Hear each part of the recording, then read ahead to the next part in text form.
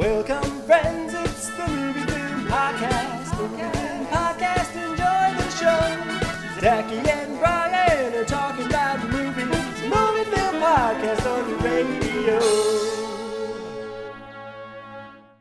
Welcome to Movie Film. This is episode 151B. Hey, just like Godfather, we're now this is part 2 because this is a complete. That's true. That's true. Complete story. So for the epilogue, listen this weekend for The Death of Brian Hall. Dun dun dun. Yeah, but I don't know. Do you think it'll work, Zachy? I gotta say, I feel pretty good about it. Okay. I feel pretty good about what I have planned for you. I mean, for the episode. No, but of course we had to do a second part because we've got a whole new release to discuss. Yeah, we just could not stop. Yeah, we I think that if I'm not mistaken, I think the part 1 of this episode is the longest non-new release episode we've ever done. Yeah, I think it was about an hour 40. Good times. So it's sort of like when blockbuster movies used to be like an hour 55. And then all of a sudden, Dark Knight screwed everything up, and now every movie's 2 hours and 40 minutes. Which is the amount of talking you have to look forward to, Brian, when we record our commentary track. Yeah, on that note. Way to sell it, Brian. Oh. Son of a bitch. I'm actually watching that movie right now, prepping for our commentary our impending 10th anniversary Dark Knight commentary track. I know. I'm really excited about it. I am too. I haven't seen it in a little while, so it is pretty fresh. Yeah, I've actually have seen it not too long ago, but I am enjoying reading up on it. Oh, sure. Yeah. So. But yeah, we don't want to dive too far into that because I got to save that for our conversation. So of course, Ant-Man is in theaters right now, and it is another big hit for Marvel's smallest hero. Is that an actual? No, that's from the brain of Zachy Hassan. No, that's what I meant. Like, did you just come up with that right now? That's pretty good. Like, that sounds too good to have originated in your brain. It does sound like something you could splash on a poster. I don't know. That's true. I guess that makes no sense. I was about to say it's another big hit for Marvel's biggest hero also because he is in fact both. That's true. Because he is of course Ant-Man and Giant-Man. But before we get to that, and I do want to, I'm very excited. You and I have exchanged 0 words about this movie. Yeah, no, none. None. So I have a sense of what you probably thought of this because, you and I, we're like an old married couple at this point. Yeah. We have a sense of what we think of this stuff, but I'm very curious. However, before we even get to that, I wanted to get your thoughts on this news that dropped just this afternoon. We talked a few months ago about how MGM perpetually trying to dig up whatever remnants of intellectual property it has available. MGM, they reboot a property and then that doesn't work and then they try again, and they are in fact trying again with RoboCop. Yeah. What do you think about this? RoboCop is your guy. He is my guy. It's true. I can tell my brain is moving much more slowly than it was last night. RoboCop is you like RoboCop. So, freeze. Jeremy's iron.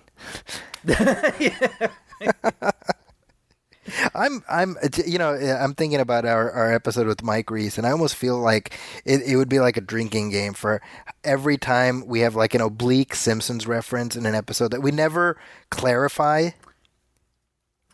Yes. It's funny you say that because as you just said that and I thought we were moving on, I had that very thought. I wonder how many obscure Simpsons things we dropped that we never explained that people are like, what? Yeah, I was thinking, I'll tell you why I was thinking about it, because last night when we were recording, I did the thing where I compared different movies to the Magnificent Ambersons. Yeah. And you just, and I got it. You're like, oh, this is going to be your Rory Calhoun. Yeah. Now, I know exactly what you're referring to, but think about that for a second. It's like, if somebody's coming in completely cold, it's our reference to a show referring to another thing. Yeah. Yeah. And it'd be funny if one day some like movie film fan who's never seen The Simpsons would like make that reference because they heard us say it. Yeah, yeah, right. Takes on a whole new context. We just keep the tradition alive, you know? Yeah, that'd be great. And then like way down the line, wait, that's Rory Calhoun, you know? Yeah. Anywho, so if you were waiting for that Simpsons reference, take a shot now. Yep. But no, we had talked about this a couple episodes ago. I don't remember when we talked about it, but MGM wanted to bring back RoboCop, rejecting the reboot / remake from 2014. Yeah, which we were not fans of. We were not particularly. I guess that would have been a remake, not a reboot. What we're talking about today would be considered a reboot. I don't know the terminology, to be honest. Actually, I don't either. Yeah, because that was an origin story again. So yes, so that would be a remake. Yeah, what's a reboot? Well, it's weird, right? Because these days, reboot has come to mean restart. Which this aims to do, right? Where this is a new trend also. No. But I mean, restart like ground zero restart. Oh, yeah. Right? So, because this would be like, okay, I'm so tired, Brian. Let's just call it. I'm so tired. So a reboot is like The Amazing Spider-Man rebooted the Spider-Man franchise. Right. Batman Begins rebooted Batman. Right. Whereas a remake would be telling the exact same story again. Right. I think. Right? That makes sense to me. And I'm going to leave it there because I get it and I don't want to drop it. And then a sequel is a continuation. Yeah. But this one, right, is aiming to do what movies have started doing now where they're like, you know what? All those sequels you hate, forget them. Yeah. Like, remember the first one you like, and we're just going to make a new sequel, erasing all the other sequels you didn't like. So That's this is right. going to pick up after the first one that you did like. That's right. Which is not at all confusing. Which is funny because I think that would have seemed bold a couple years ago, and now you're like, oh, another one of those? Yeah, it's true, because that's kind of what this new Halloween film that's coming out is essentially doing. Yeah. So this film is now it's I'm assuming it's a working title is RoboCop Returns. Uh-huh. Which, if I'm being honest, I'm not a fan of that title. It just seems. I feel like we've done blank returns just too many times. What what RoboCop rebooted? That's almost too on the nose. It feels like. Yeah. RoboCop. I would have been like RoboCop again. Really? No, I'm just. Or my personal favorite, RoboCop 2, TOO. RoboCop 2. If he has like a partner who's like a robo dog. Oh. Yeah, exactly. I feel like that's like a rule of sequels that if it's TOO instead of the number 2, it is a bad movie. Right. Well, then you have Dumb and Dumber 2, which was TO. There you go. And that was a bad. I never saw it. It was bad. It was bad. Anyway, so this RoboCop Returns. It is from a script by Ed Neumeyer and Michael Miner. It is based on the sequel script that they wrote for RoboCop 2 back in the late 80s. Now, the backstory there is that they... Kind of interesting, actually. They sold the script for basically nothing to Orion, right? But they had a producer credit, and that producer credit basically just, put them on Easy Street. Mm-hmm. So kids, make sure you have an agent who's making a good deal, smart deal for you, when you make your contract. Mm-hmm. But when the RoboCop sequel was being written in '88, so their initial script got rejected, and then the writer's strike happened, so they couldn't be involved in it at all. So the producers brought in Frank Miller to write the sequel, and Irvin Kershner of Empire Strikes Back directed it. And I mean, it is what it is. I think Brian, you've gotten like 4 minutes into it, right? Yeah, there's a bit of a story with that. Yeah. Kind of my fault that you haven't gotten further than that, but I haven't returned. Brian didn't returns. That's right. So anyway, that script that they wrote has been basically sitting in a drawer for like 30 years.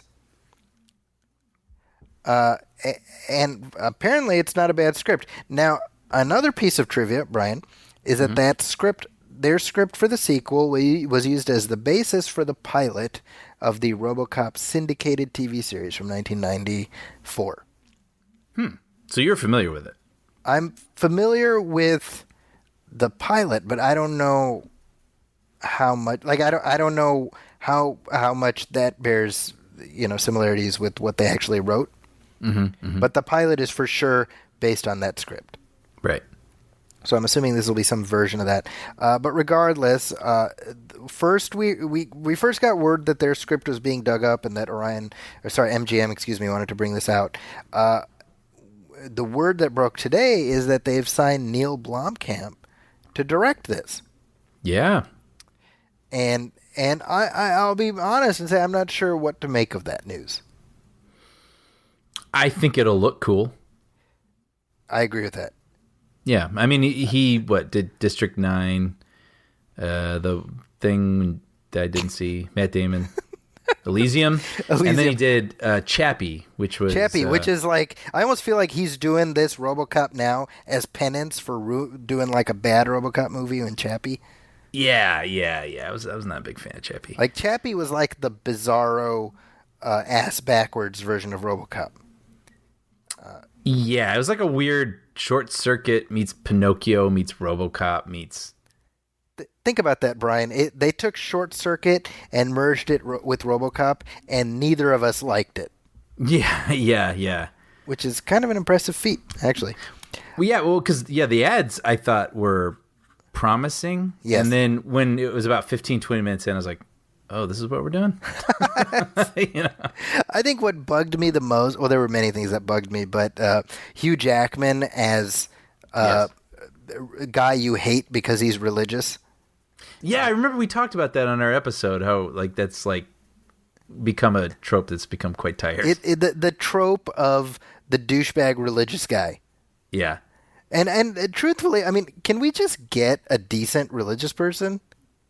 I know.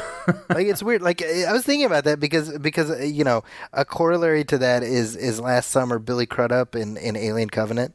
Remember, he's like, they don't respect me. Is it because I'm religious? And it's like, oh, right, dude. Right. You're like, oh, subtle. Right. But regardless, Neil Blomkamp, he was attached to the Aliens sequel, which is now dead as a doornail. I'm assuming that's not going to happen.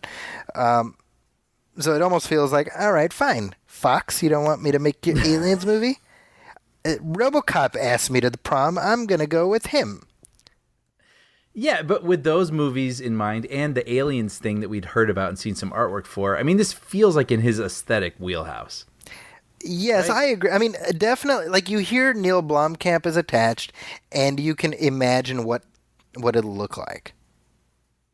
Yes. And I'm not saying that in a bad way. Like, you get a sense of what that might be.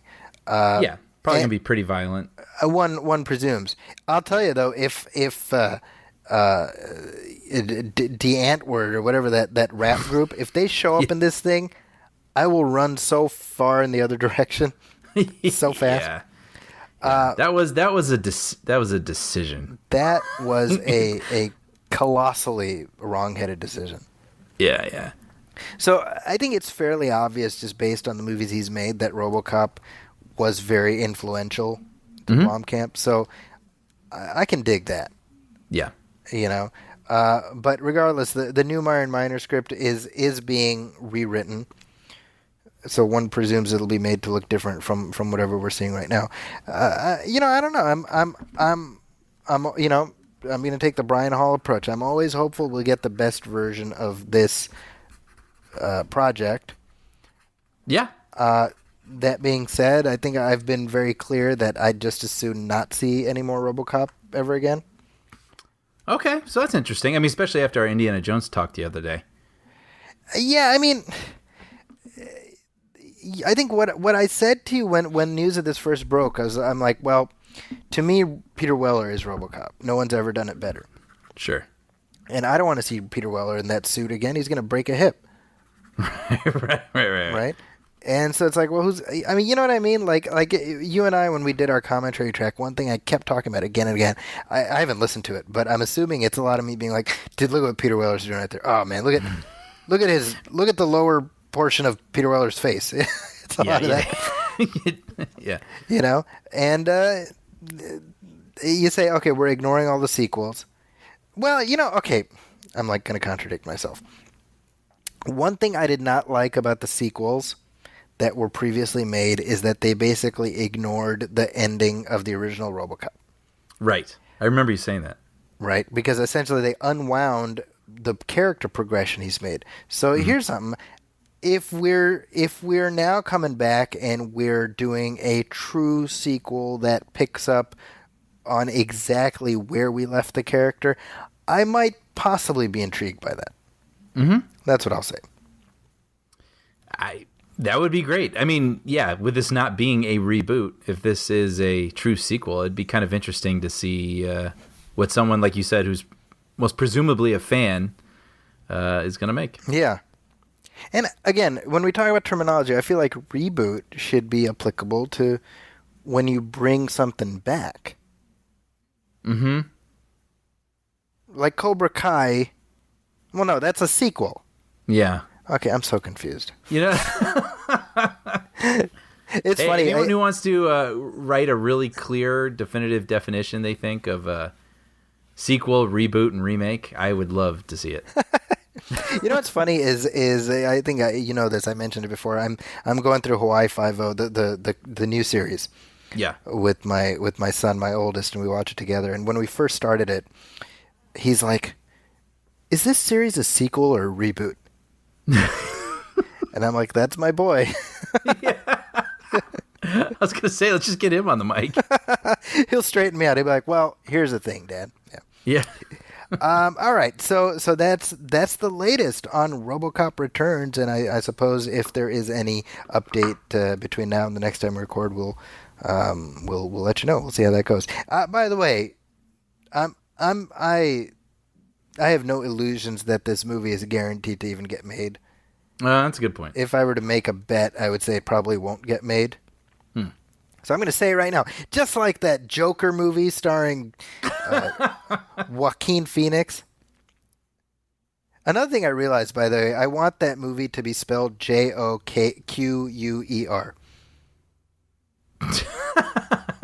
Just for my own amusement. So Joaquin, yeah. You can be like, yeah, that sounds about right. Joquer. That should be the title. We'll get Warner's on the horn. Make that happen. We'll pitch our Inception TV series idea, and we'll throw that into. I'm serious, man. That was a good ass idea you came up with. Oh, thanks, man. And I mean, granted, we do tend to come up with good stuff, but you have to imagine somebody in Warner Brothers came up with that idea, right? You know, probably, right? And then Christopher Nolan seems like the type who's like, no. Yeah, I have to imagine he's sort of like a Captain Killjoy around Warner Brothers. Yeah, I'm sure he's a nice person, but well, the Justice League movie that they were going to make in 2010. Yeah, that was killed on essentially. Chris Nolan gave a thumbs down. Like speaking of Joaquin Phoenix and Gladiator, and then. That was it, and they had done just to its existence. What's that? Like not because it collided with anything of his own, but just he was like, no, be gone. Yeah, this vexes me. Yeah. No, but I mean, they had done pre-production, they had done casting, costume designs, the works, and it wasn't some piker off the street. It was George Miller directing this thing. Like. Huh. I mean, that's so weird to me because it's like we were a hop, skip, and a jump away from getting a Justice League movie directed by George Miller. And Christopher Nolan. When was Dark Knight Rises? How many years removed? I mean, Dark Knight Rises was in the conceptual stages at that time.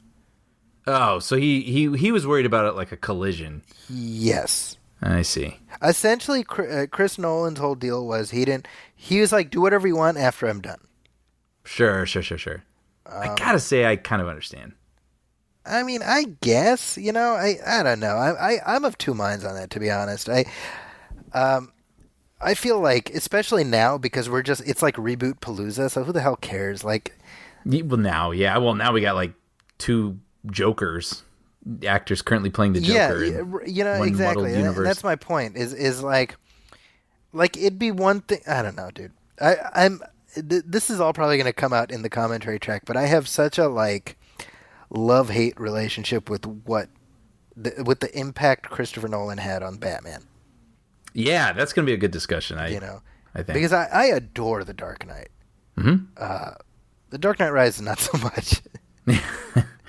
And I really do feel like, I mean, the Justice League movie that we got, it was fine. I think you and I have already talked about that, but what would this George Miller Justice League movie have been like? I don't know. I mean, what a loss! What a loss to the world, But would it have?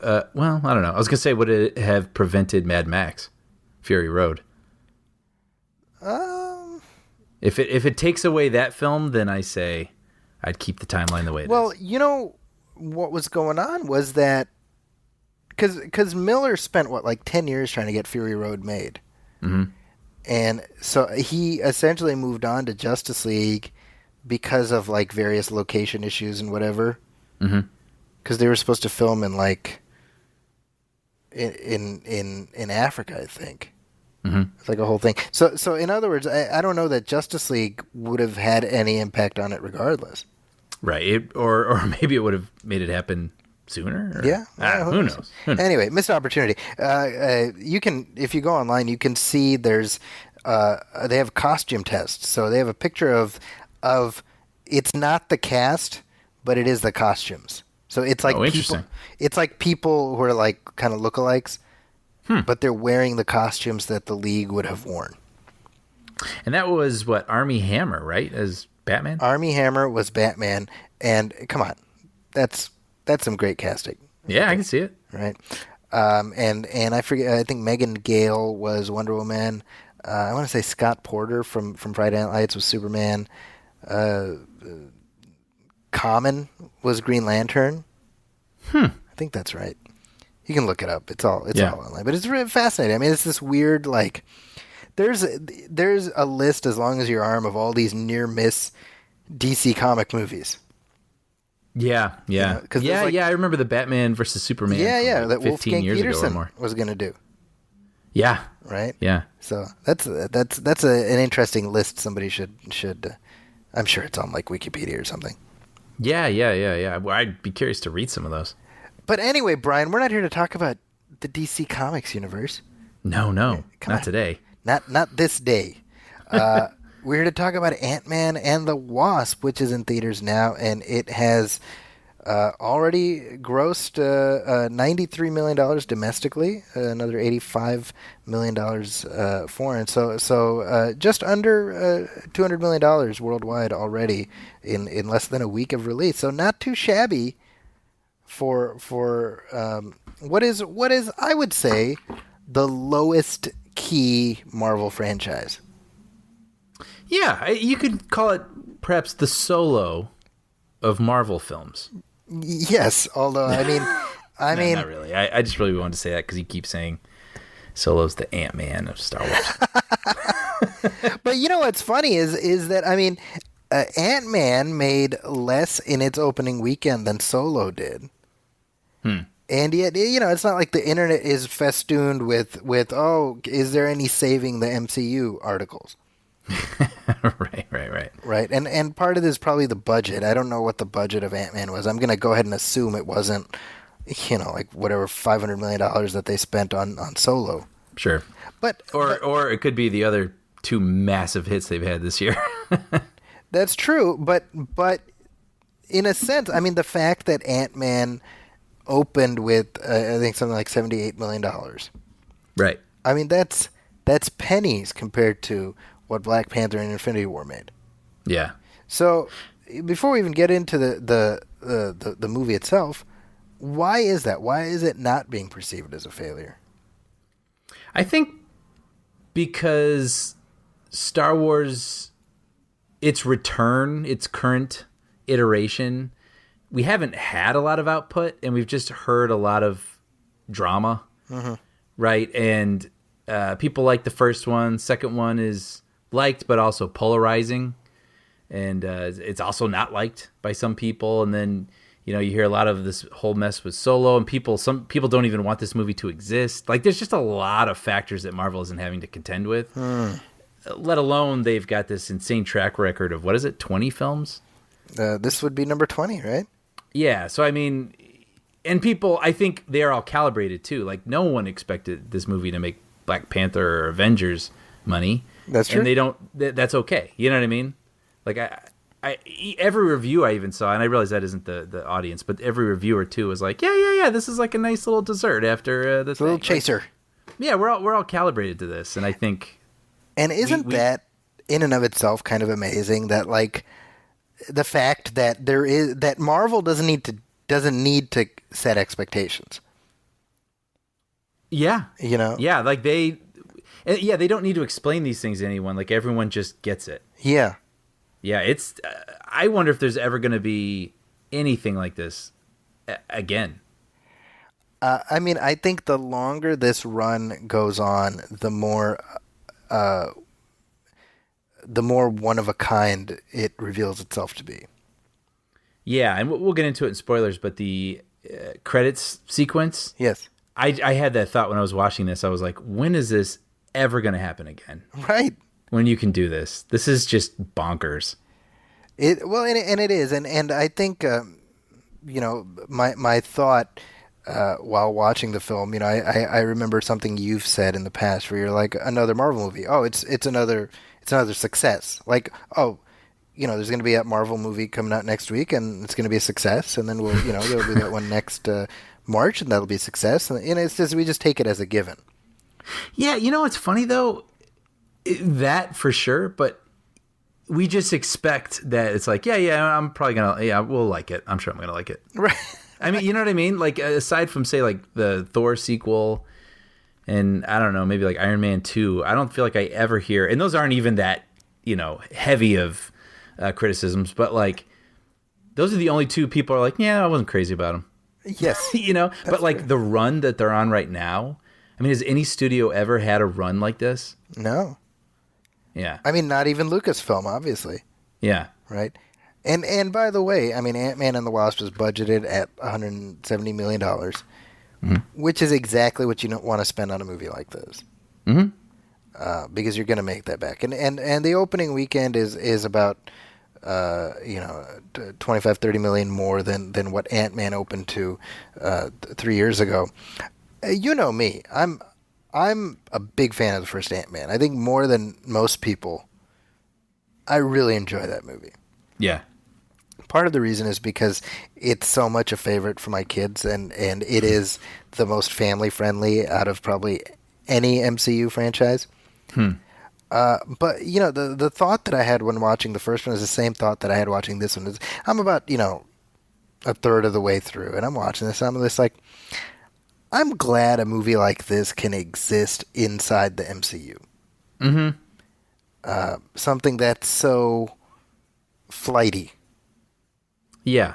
It's just silly. Yes. But I mean that, and that's why I like it. Yeah. Yeah, and it doesn't feel like, oh, okay, this is getting a little out of the lines here of what a Marvel movie is. Like, no, it all cohesive. It fits within the lines, but it just so happens that the range that it's allowed to, the MCU has established such a wide range of what you can sort of get away with.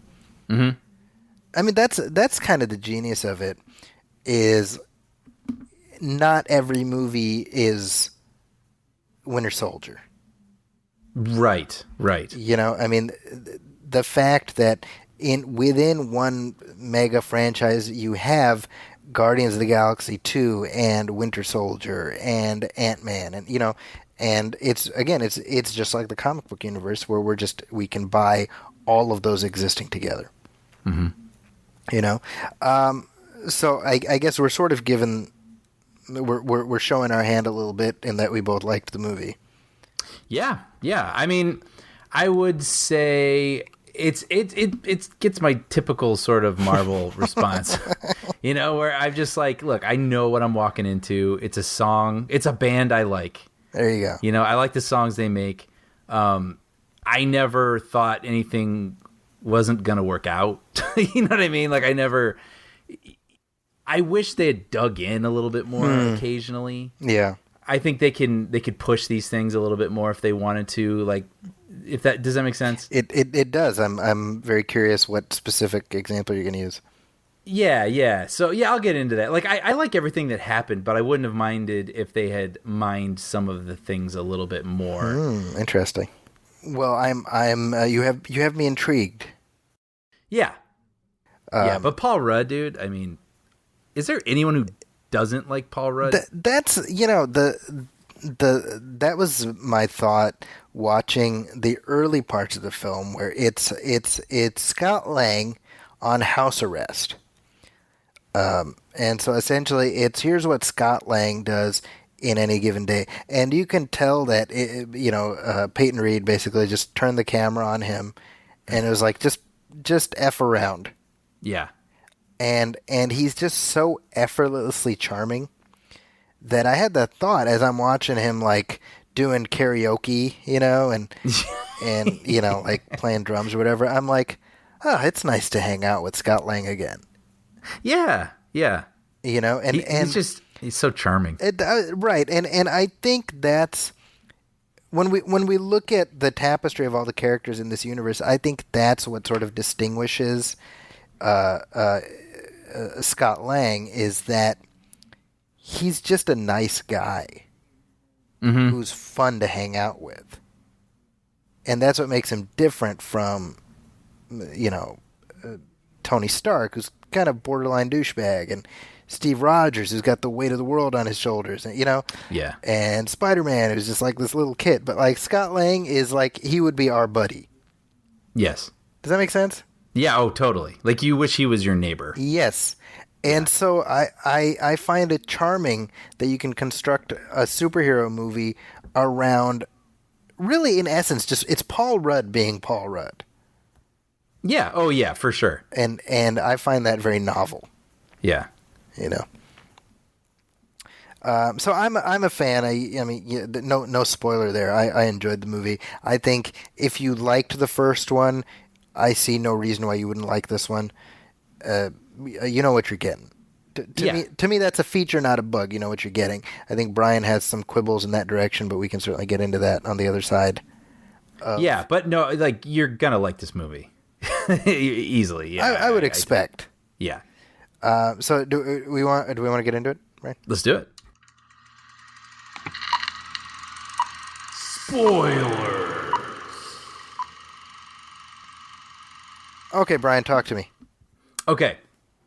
So it's funny because I feel almost like, is this even worth bringing up? Because I'm just going to like praise it and then I'm going to sound like I'm not making sense, but I'm going to try to make sense of this. The thing I really love about this movie and these movies, the Ant-Man movies, is I love the playfulness. And I love the idea that you can have this chase that involves shrinking a building down to the size of a suitcase. And a man clutching it to his chest and then getting in a car and then a Hot Wheels car expanding and contracting, expanding and knocking things over. And I love that about this. And I think the only thing and I realize I should just kick back and enjoy it, but there's part of me, and again, I blame a little bit like watching so much Spielberg the previous week, but I never found myself biting my nails. And I feel like you could still have that fun, but you could still make me bite my nails a little bit more. That's interesting. And I've been going through all the Mission Impossible movies, building up to the ones about to come out. And in the end of Ghost Protocol, they have that great moment with they're in that car parking facility. Yes. Right? And they have that briefcase. And I was like, dude, this feels like a Spielberg sequence right here, where you're in this contained area and you got this suitcase and you got to get it and open it in time, right? And it's just like these different so essentially, you've got characters who are sort of playing keep away with this briefcase. keep away, but in a really clever and fun way. But like I am biting my nails because you get close to the thing and then it gets taken away, and then some conveyor belt, moves it up when he's going down and whatnot. And I loved the novelty that was going on in this movie a lot, but I just wish there was a little bit more. No, I see what you're saying. Yeah, so I mean, comparably, there's this building, shrunken building. Yes. That is sort of the MacGuffin that everybody's after. Yeah. Because it contains this lab, which is just, it's Hank Pym's whole lab shrunken down. And so it's going from one person to the other, who has the remote to raise it, and he does, she does, and it's going back and forth. And then meanwhile, we've got to get the building to normal size before Hank Pym emerges from the quantum realm. Mm-hmm. So there's your ticking clock. Now, you're saying that all of that notwithstanding, you didn't feel the pressure of that. I mean, again, like a pop song. Like I enjoyed it, but I never found myself sweating like I do in some other movies. And it could just be me. I don't know. But that's not to say that I didn't love what the specific novelty of the action in this film in those moments. You know what I mean? Like I thought the whole, shrink the car, go under another car, expand, and flip that car over. I thought that stuff was great. Right? Yeah. I guess I actually, I mean, being very honest, I didn't think about it in the way that you're saying, but you saying it, I get what you're saying. Yeah, and it's funny because I could even imagine listening to myself and being like, come on, dude, just enjoy it. Right. But like, I'm just, that's just something that I sort of sensed when I watched it. And, when I watch it again the second time, maybe I won't be thinking those things, but sometimes I can't shut it off. To me, there was sort of an antic zaniness to it. Yes, which I like. Right. And so I was able to plug into the zaniness and just roll with that. Yeah. Because when you take a big picture view of it, there's no villain in this movie comparable to, Yellow Jacket in the first one. And I'm not saying he was I'm not saying he was a great villain, but in that he was a malevolent force. For sure. Yeah, I remember that image of him in that girl's bedroom. Yeah, really right. That scary. was very, speaking of Spielberg, right? Yeah. Very Spielbergian. Whereas in this, it's, you've got Bill Foster, who's an antagonist of sorts. He's basically a good guy. You've got the Ghost, who, again, an antagonist, but basically good. Right. She probably skirts the closest to being a quote-unquote villain. Right. And then you've got Walton Goggins and those, crooks, and they're sort of like Boss Hogg, like they're not...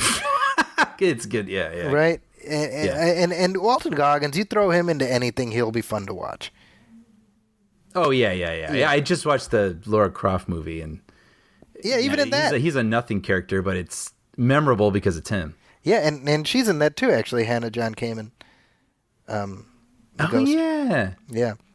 Yeah. But it's funny because to me, the movie sort of like butts right up against being so self-aware that it's too clever for its own good.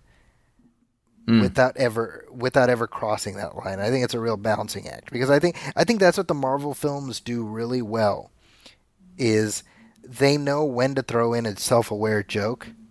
Yes. Without shattering the illusion of the universe. And to me, stuff like, here's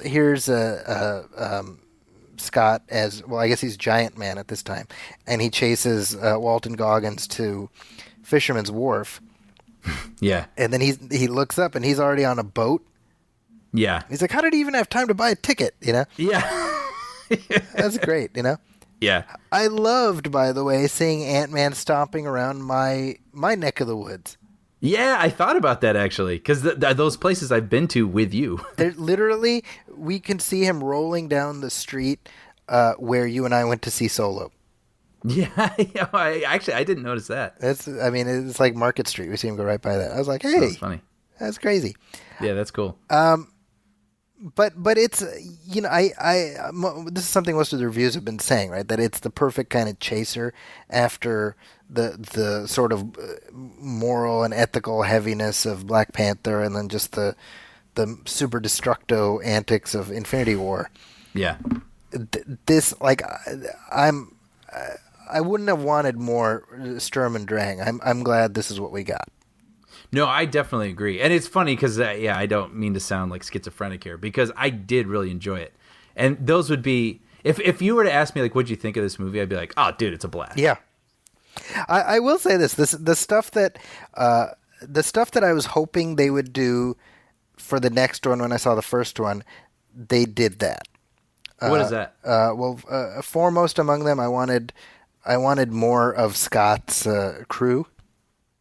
Ah, yes. And we got more of them, and they hit all the bases. I mean, I was thinking about that. I was like, they know the exact right proportion of the movie to devote to these guys. Yes, they really do. Like each of them gets their little beats. T.I. has got his. I mean, it's like, do we even know their names? I don't. Right? No. We know Luis. Yeah. We get one Luis thing where he does the storytelling. It's almost like check the box. You got to make sure you include that. And I was like anticipating it. Yeah, I was exactly. waiting for it for sure. And the whole thing with Baba Yaga, where the Russian guy. Oh yes, the ghost. I was rolling. I was cracking up. Yeah, and I loved how in the score they like scored him telling the story whenever he thought about it. The music would sort of like accompany it. Even if he brought it up for like 2 seconds, the music would be like, no. Yeah.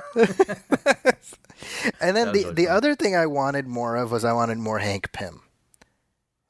Yeah. And this is like an ensemble movie. It really is. It plays in multiple directions. And to me, it's like, I certainly didn't feel like Hank Pym was underutilized in the last one, but definitely for this, it's like, you've got Michael Douglas. Mm-hmm. Like, dude, use him. And they gave him a lot to do. Yeah. Which I really appreciated. And this is something we talked about yesterday, but we get another prologue in this one. We're back in time. And again, at this point, Marvel is just showing off. They're de-aging. The de-aging software. Yeah. I mean, it's like we are looking at 1988 Michelle Pfeiffer. Yeah. It is seamless. Yeah. The effects are just breathtaking, Yeah, it does. It looks amazing. And and I feel like another runner. We're just talking about The Godfather, but Ant-Man 3. I actually tweeted this at Peyton Reed. I was like, for the third Ant-Man, I want a Godfather 2 style. Oh, yeah. Going back and forth. Yeah. Because we can do that now. Yeah. Yeah. Like, I would love that. We see how does Hank Pym discover the Pym particle, and when does he first become Ant-Man and stuff. That would be really interesting to see. That'd be really cool. Yeah. And speaking of that, we have Lawrence Fishburne, also de-aged. Yeah. Again, they're just showing off. They're like, yeah, how do you like that shit? Well, it's funny. When I saw him, I thought, so are there any actors left who aren't in the Marvel universe? It's They're going to start running low. Yeah, Marvel's just like picking off people from the DC universe now. Right. Yeah, you're right. You're right. I think Henry Cavill is just going to show up as like random guy. He's like, well, clearly I don't want to make any more Superman movies. Yeah. Yeah, it's, that tells you something about how well thought of this universe is. Mm-hmm. Because certainly between the TV shows and the movies, you've got an incredible array of very, very talented actors. Mm-hmm. Luke Cage, the villain, is Marshall Ali. He won an Oscar, Right. It's crazy. But this is not Luke Cage. No. This is very much not that. But again, that's the thought I always have. I'm like, I'm glad this movie can exist in this universe. And related to that is the arc, really, like the goal in this movie is about bringing Janet out of the quantum realm. Mm-hmm. So if there's a question mark, it's that. And I kept wondering how that story would resolve itself. That, to me, that was the one genuine thing at the end where I was like, will they rescue her? Mm-hmm. And I thought there was, it felt like a legitimate, like a question mark. You mean whether she would be alive or not? Whether because what the thought I had was they're gonna do like a thing where oh, he thinks he's got her, she's almost out, and then she gets pulled back in or something, you know. Oh, interesting. That was my thought. So when she does make it out, it felt like an earned moment to me. Right. But then the other thought I had was, I was like, well, this isn't a cruel film. Right. So I was like, they need to give Hank and Janet that happy ending. Yeah, I didn't. I always assumed she was going to come out, but maybe it's because of that. The thought there's that Greek myth, right, about I should know what the Greek myth is. It's this guy goes into Hades to rescue his love, and he's told she's here, and you can take her with you, but she has to walk behind you, and as long as you're in Hades, you have to trust that she's behind you. And if you turn to look at her at any point, she'll be pulled back in. Right. And I thought it would be some version of that. Oh, interesting. I should know what is it? I don't remember what the story. This is embarrassing. Somebody's going to write in and tell us what it is. Yeah, I'm familiar with that. The gist of that, I don't know what it's called. It's hold on. It's Orpheus and Eurydice? Orpheus and Eurydice. Okay, yeah, that's what it is. Nice. Anyway. Hey, you pulled that quickly. Well, yeah, that's the Google for you. But I thought it would be something like that, like, oh, I thought it was so close, and then, and then that's the ongoing thing. But I like that they got her out, and now we have another story thread to potentially pull on for next time. Yeah. As far as, the villain, quote-unquote, was Hannah John Kamen as Ghost. She felt a little undercooked to me. I agree. That was another one of the things I was gonna bring up. I after Black Panther, and we've got this strong villain, and Avengers strong villain. I wondered, the only time she was fine. I mean, she looked cool. Her costume she had, and her ability was threatening. Like when she put her arm through Hank's neck. Yes. When she was transparent, and if she, materialized, she'd kill him. I thought that was really cool and creative. Yes. But at the end, when Michelle Pfeiffer's character essentially heals her, yeah, it just felt like requisite.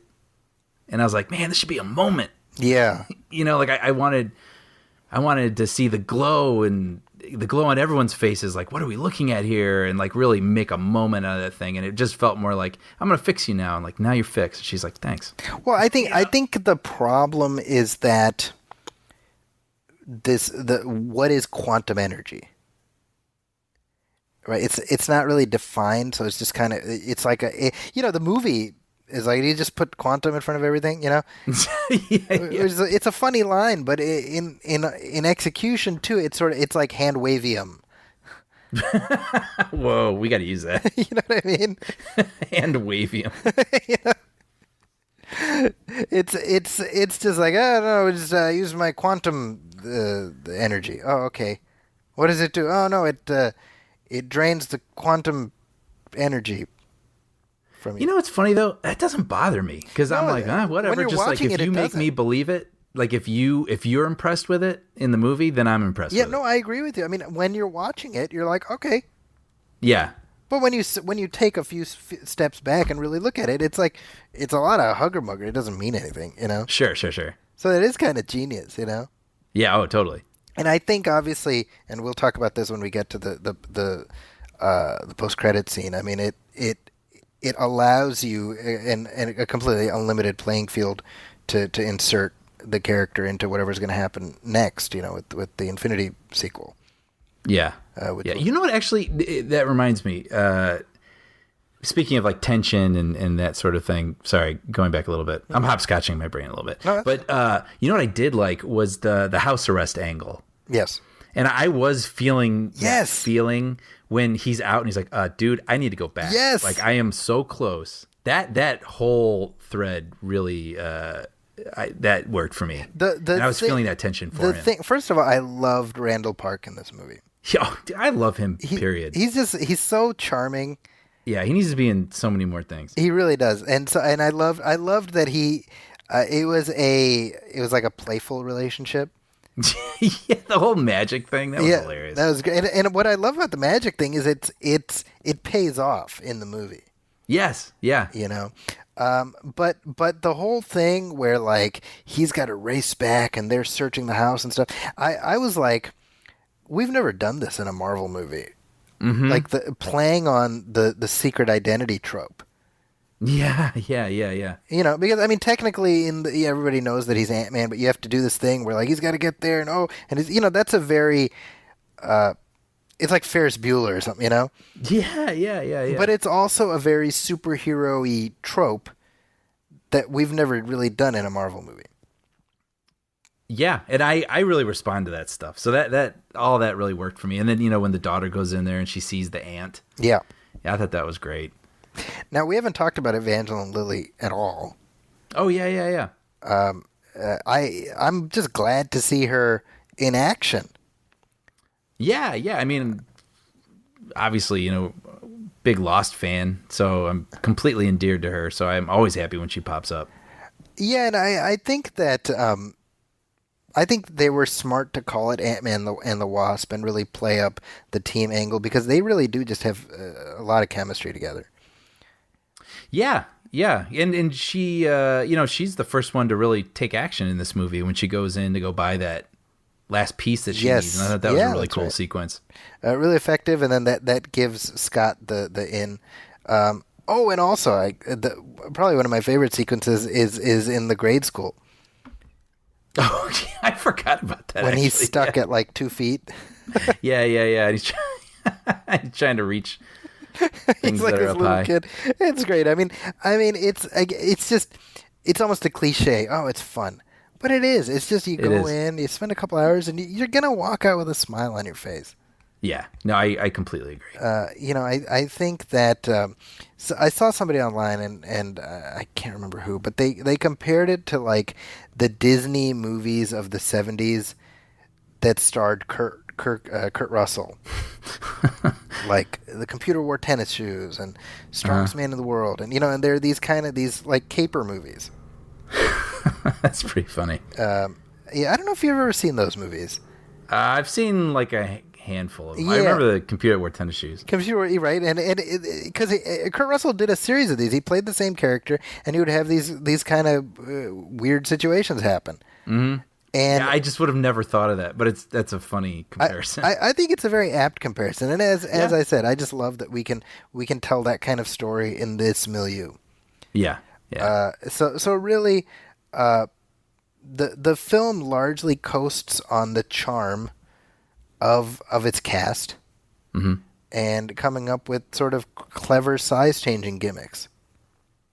Yeah, which I love that stuff. Yeah, I could have gone with even more of it. Just it's so clever and inventive and delightful. Yeah, you know. Yeah, it's the most sitcom-y of any of these franchises. And again, I don't mean that in a negative way. I for me, as I was watching, I was like, oh, look, it's, you know, Judy Greer is back, and oh, it's Bobby Cannavale's back. And yeah. There's T.I., and there's David, you know, Dastmalchian, and you know, it's all the people that we knew, and they come in and they do their little beats, and then we'd go on a little adventure, and then you know, we get on with it.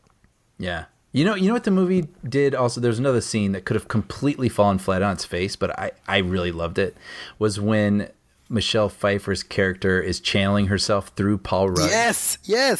I was thinking about that. He could have been like mincing it up. Yes. And it's funny, and it's a little weird at first, and then all of a sudden I think I found myself going, oh. I was actually thinking about this the second time I saw it. I was really zeroing in on that. I was like, Paul Rudd is just balancing exactly the right way to play it. Yep. Because you could easily see where he's like, oh, Hank, I'm so happy to see you, and, you know, doing that. Yep. Too far in that direction, and then you nudge it back, and then it isn't sweet. It's just, it was the perfect balance. And you're right, it's all on Paul Rudd. Yeah. I mean, I was zeroing in on his performance choices. Yeah. And I was like, it was really interesting because his body language just became slightly more feminine. But in a way, like you believe that Janet is occupying his body. Yeah, it wasn't played for laughs. Yes. Even though it is funny because it's different. Yes. From the way he behaves, but then you catch up to it, and then you buy into the way that Evangeline Lilly and Michael Douglas are reacting to it. Yes. Yeah. I totally agree. Yeah, that was a good sequence. To me, the end of the film where we see Hank and Janet are together on the beach, and he has their house miniaturized. Oh yeah. And then he blows it up, and they walk in hand, and that my thought was, I was like, that's what this movie is. Mm-hmm. This is the happy ending movie. Yeah. Of course, we're about to talk about the unhappy part of the happy. Yeah. But that's what I realized. I was like, that's why they weren't going to do the thing where she gets yanked back. Yeah, and I wouldn't want that. No, exactly. That's my point. I was like, that would just be too cruel, and that's not this movie. Yeah. This is the people are riding around in little Hot Wheels cars movie. Yeah. I mean, even I use the sitcom thing comparison. Even like at the end, the way things wrap up for the Luis and their security company. Yeah. It's a very sitcom-y wrap up. Yeah. And the runner with the "It's not a truth" serum. That was really funny. It was. Well, the way it paid off to me was like perfect. I'm not going to remember it, but what was his thing where he said something about, like, did that hurt? Or they ask him something, and then he answers it, and he goes, yeah, actually, kind of like, it is, or you kind of, yeah, oh, it is truth serum. It is truth serum, yeah. I'm completely biffing that. But yeah, it was really funny. And Walton Goggins just lets off, like, a whole list of all the things he's done. He's like, my restaurant has, like, health code violations, and all this. Really funny. But and then that's like for those guys. Oh, look, their business. They're worried about it going under, but that's fine. And this is fine. And, and everything's fine. Yeah. And Randall Park wants to like hang out with Scott. He's like, I'll be seeing you later. He's like, why are you going to see me later? But really fun, man. I don't know. It's hard to. It's hard to be critical of a movie that's just unabashedly joyful. Mm-hmm. And I think that's what this is. Yeah. And it's fun that this can be one of the 3 films from one studio this year that completely belong side by side, but have completely different feelings. Yeah, you're not gonna confuse one with the other.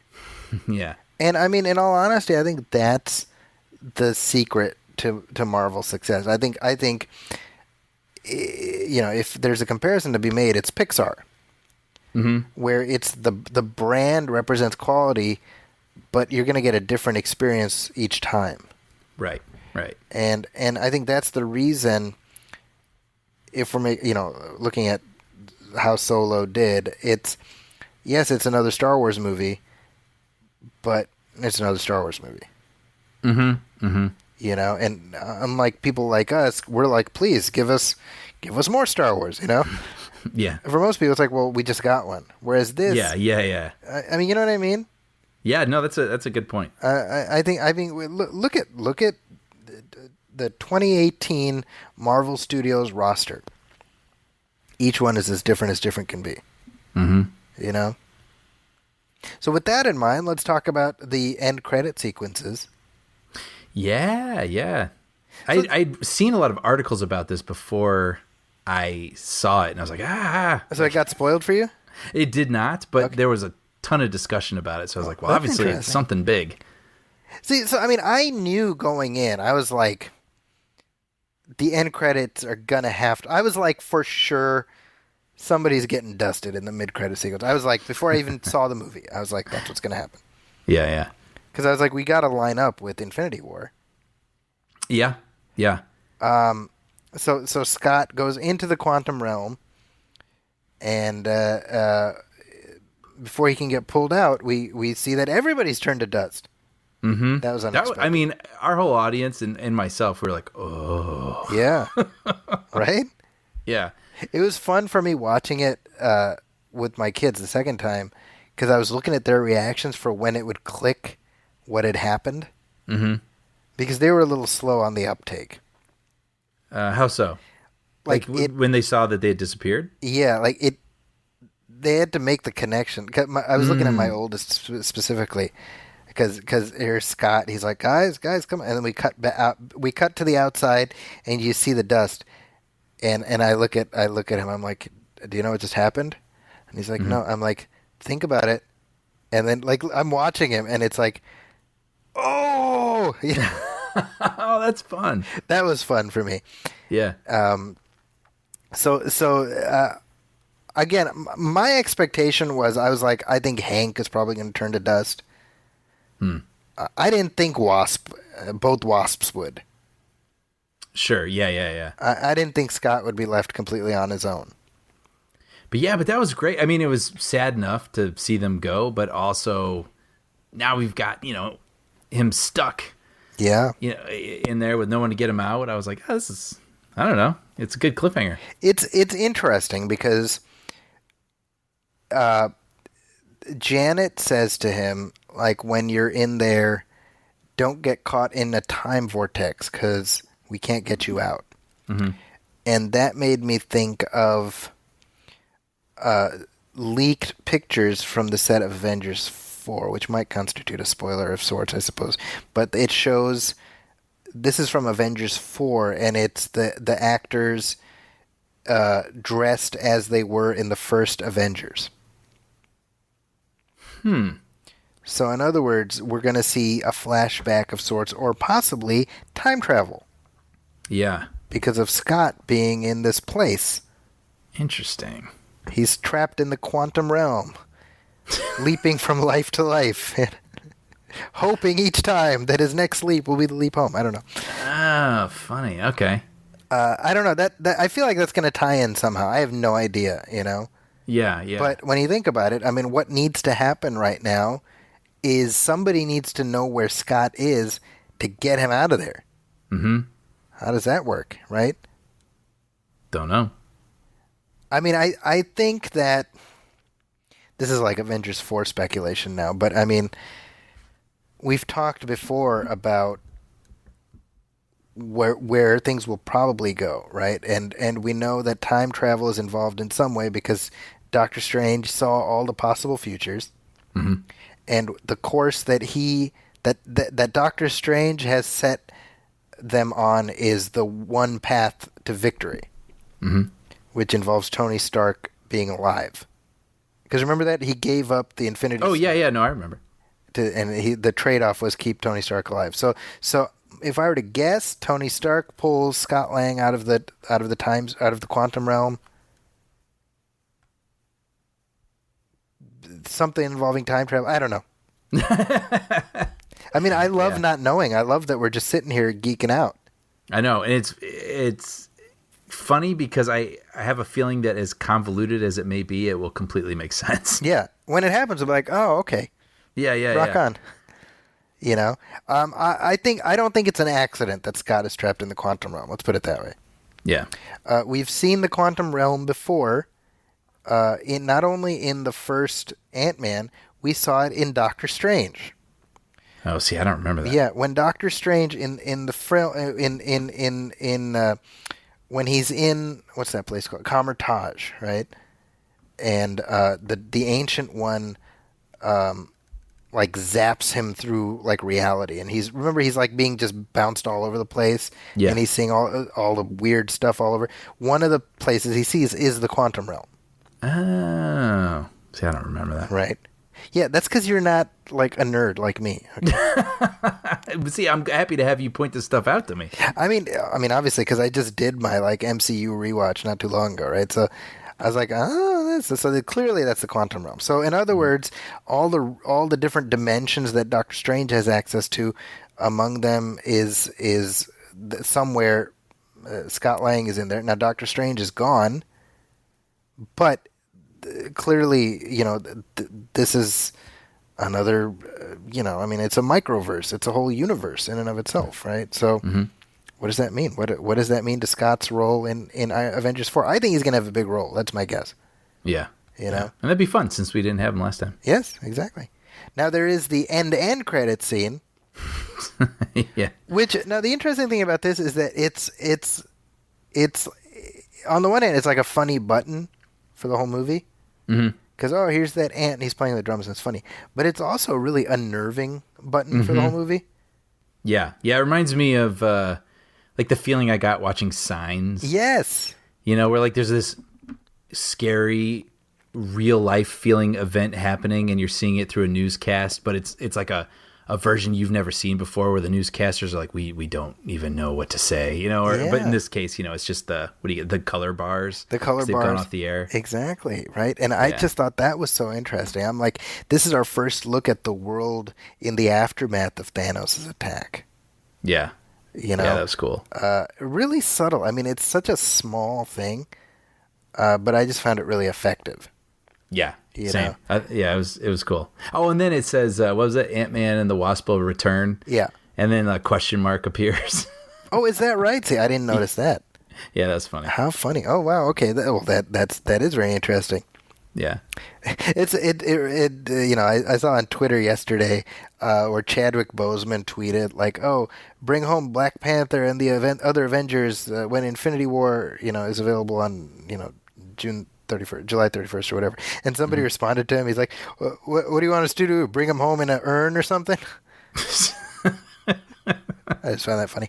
But yeah, I mean, when you think about it, because we got Captain Marvel in what is it, February? I think February or March. Yeah, March, I think. or something. That's a flashback. Also, one presumes that too will catch us up to Infinity War by the end. But basically, we've got like a year of not knowing anything. We just got to wait patiently until Avengers 4. Yeah. Yeah. And it's just, it's one of those things where I know we've gushed a lot about this, but you just got to admire what they've pulled off. Yeah. This studio. And I was thinking about when I was watching Ant-Man, I bring this up a lot, but I'm just sort of fascinated by like my parents' interest in these things. Yeah. And I was thinking during that end tag thing when everyone disappears, you know, abandoning Paul Rudd, I was like thinking about how my parents were going to react to that. And it's cool because it's based on some other big movie with a whole other sort of, you know, set of problems going on and the interconnectedness of this silly cosmic catastrophe. And I was just like, that's so funny that so many people are plugged into this. Yeah. You know, like of all ages and people who are into comics and who are never read a comic in their life. Like somehow everyone knows this thing. It's amazing. You know, the fact that these movies are as widely as embraced as they are, clearly, I mean, it's especially, I'm most envious of the kids who are just like experiencing it as it happens. Mm-hmm. Because it's going to be stuff that they cherish forever. Yeah. They're going to cherish the experience of growing up with this mythology. And like you said at the start of this conversation, it's unlike anything that's ever come before, and it's unlikely to ever be replicated in the same way. That's funny. I mean, yeah, the way that I just feel, it's a feeling. Like when I see Darth Vader, or if I even see a Darth Vader action figure, it's a feeling. And it's interesting that, you know, to see the kids now, like your kids, when they're, you know, 15, 20 years from now, the feelings that these characters will conjure up for them. Yeah, and I mean, it starts to me with the Marvel logo at the beginning. You know, I remember, you know, the current iteration of the Marvel Studios logo. I remember when they first announced that a couple of years ago. I was actually visiting you down there, and we saw it on YouTube or something. And I think it was either you or Sean who was like, "It seems a little ostentatious." Right. You know? Yeah. And I watch that now and I'm like, well, they didn't start with that. Uh-huh. Like that's the thing you can have now. Yep. 10 years in. And it's not ostentatious because it's anticipatory. It's part of to me that the Marvel Studios logo is like the Star Wars logo at the beginning. I was sensing that's where you were going to go, and I totally agree. Or like the Fox fanfare, or whatever it is. The anticipatory, what Pavlovian sort of thing. Yeah, that it, exactly. Yeah, like literally, once the music starts, that dun dun dun dun dun dun. Like my pulse starts to quicken a little bit. That's awesome. You know, is that Alan Silvestri? or is that Brian Tyler? That's a good question. Brian Tyler did a version of it, but I don't know. I'm going to look it up. Yeah. Because he was kind of their guy for a while. Brian Tyler? Yeah. Yeah, he did Thor 2, and he did Avengers 2. Okay. I think that's right. And Silvestri did the last one. Yeah. Okay, so let's see. It is Michael Giacchino. Oh. That's interesting. Wait, really? Has he? I didn't even know he did these movies. Well, Michael Giacchino did Doctor Strange, and he did Spider-Man Homecoming. And so I'm looking at Slash Film. Accompanying the trademark comic pages flipping for the studio's logo is a new fanfare, and Kevin Feige revealed that composer Michael Giacchino composed the new score. Interesting. Yeah. Well, it's great. It's terrific, you know? Yeah. And so, I mean, that's part of this whole experience, and that's why, it's funny, because we talk about, like, toxic fandom and everything, and I feel like it's going to suck that eventually Marvel fandom is going to ferment just like every other goddamn fandom. Yeah. That's interesting. I feel like, you don't really hear much of that. You don't, because pretty much everyone is on the same page because it all started 10 years ago. Yeah. The MCU. But, hey, the longer it goes, the more shitty people are going to get. That's just history tells us that. Well, on a lighthearted note then, have you heard about this whole thing on Reddit where they did a whole subreddit called Thanos Did Nothing Wrong? Oh my God, no. Have you heard this? No. This is actually a funny story. Okay. So they created this whole thing, and they wanted all these people to join it, and then they wanted Josh Brolin to snap his fingers, and they were going to immediately ban half of the users. Oh, how funny. And then this past weekend, Josh Brolin was like, okay. And so he actually recorded a video, and it's him, and he's like, okay, Reddit, are you ready? And then he snaps his fingers and just smiles, and the video ends. And so, whatever, I don't know how it works, but they banned half the people. That's and really like, funny. Yeah. I got banned. Yeah. That's hilarious. And I was like, how funny. I mean, this Oscar-winning actor, like, yeah, sure, I'll snap my fingers and have these people do whatever the hell they're doing on the internet. You know? It's funny, too, because I saw an interview with Brolin where he was talking about the appeal for him in playing Thanos was it's like he gets to be part of this massive, this machine, right? Mm-hmm. But for him, it's like a finite thing. He's going to do, all his little cameos, and then he does Avengers 4, and then he's done. Mm-hmm. And it was the self-contained nature of it that appealed to him. Yeah, it's funny. And he's going to be one of the most memorable characters of all these movies. Exactly. I was like, that's kind of the beauty of it, is like he's going to get to be Thanos forever, even though he doesn't have to do it again. Mm-hmm. It's kind of nice. Yeah. Kind of nice. So another fun Marvel movie. I enjoy these conversations. Yeah, me too. And folks, I'm assuming if you've made it this far in the show, you've already watched the movie. But in case, for whatever reason, you want to have the movie spoiled, well, you've been spoiled now, but you will still enjoy the movie.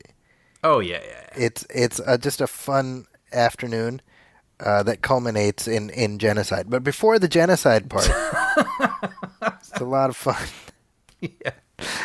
So I hope you enjoy that. And we'll be back shortly with Mission Impossible Fallout.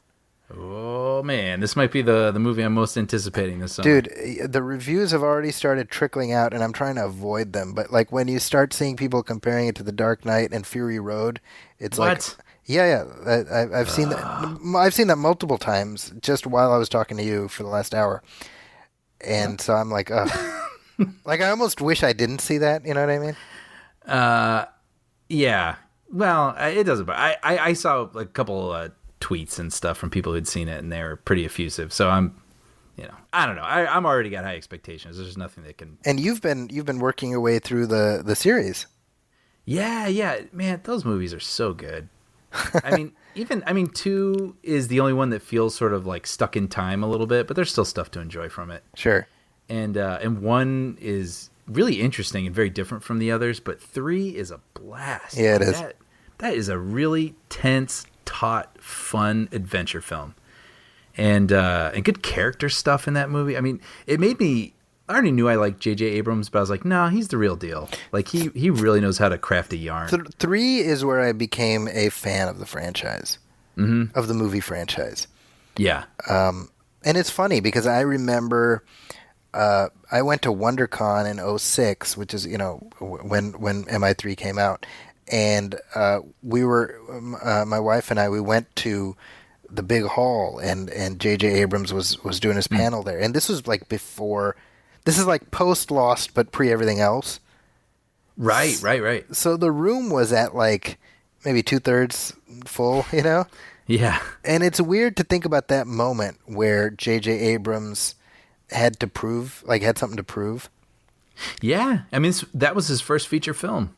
It was, yeah. And in fact, I remember for a fact that the only reason I was sat in on that panel was because right after was Bryan Singer to talk about Superman Returns. Oh, funny. So it's like, well, let's just get there early. And then he showed some clips, and he showed the bridge attack sequence. Which is great. Which is like my favorite scene in that whole movie. Yeah. But from then, I mean, 3, 4, and 5 have just been so good. Yeah, they just haven't diminished. They're equally great. Yeah. Yeah, and the stunts are really harrowing, which is part of the fun of it, but they also are well incorporated into the story. Yes. Like they don't just feel like these sort of, okay, now we're just waiting for this thing and then we're waiting for the next thing. Like they're really good stories. Yeah. Yeah. Yeah, I'm going to be rewatching them. I actually, Hamza, my oldest, he wants to watch them, so we'll probably go through them. But I haven't watched number 2 since 2000. It's interesting. I can't wait to talk about it with you. I'm looking forward to it. I just want to share this. This is a tweet from Scott Mendelson, who's a movie critic for Forbes, and he just got out of a screening. And he says, for those asking, Henry Cavill's Mission Impossible Fallout mustache is great, especially when, spoilers, it becomes sentient and strangles Ethan Hunt to death in a shocking and kinky second act twist. So no, the Justice League movie didn't die for nothing.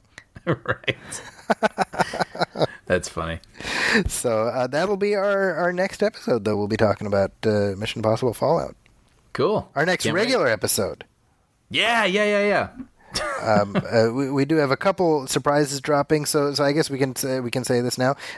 We've mentioned our Dark Knight commentary track, which is a coming, and also coming this weekend is our special 30th anniversary commentary track for the original Die Hard. Boom. And we'll be joined by none other than JoeBlow.com editor-in-chief Paul Shirey, friend of the show, Paul Shirey, making his long-awaited return engagement.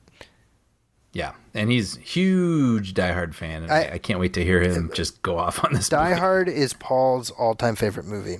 Yeah. So as soon as I was like, oh my gosh, the 30th anniversary of Die Hard, I contacted Brian. I'm like, we gotta do a commentary, and Brian's like, fine.